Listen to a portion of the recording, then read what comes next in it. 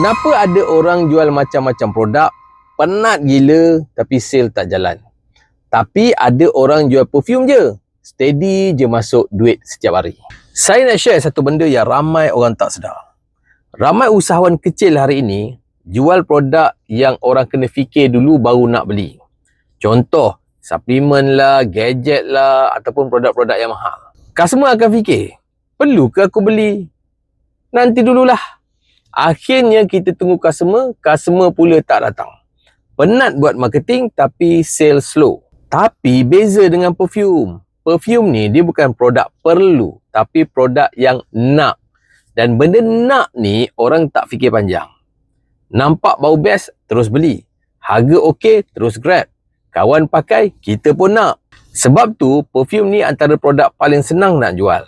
Market luas, lelaki pakai, perempuan pakai, budak sekolah pakai, budak you pakai.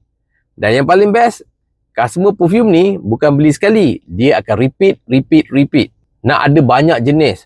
Nak pergi kerja bau lain, nak pergi event, nak pergi jumpa kawan, nak bau lain, nak pergi masjid bau lain. Sebab tu sekarang ramai orang mula masuk bisnes perfume. Dan saya nak beritahu, sekarang minyak wangi tuju tengah buat promosi lelong. Harga memang murah dan paling penting MOQ sangat rendah. Maknanya tak perlu modal besar, tak perlu risiko tinggi. Start kecil pun dah boleh jalan. Kalau selama ni anda rasa nak start bisnes tapi takut, ini mungkin peluang paling mudah untuk anda mula. Jangan tunggu lama. WhatsApp saya sekarang, saya akan tunjukkan step by step macam mana nak start.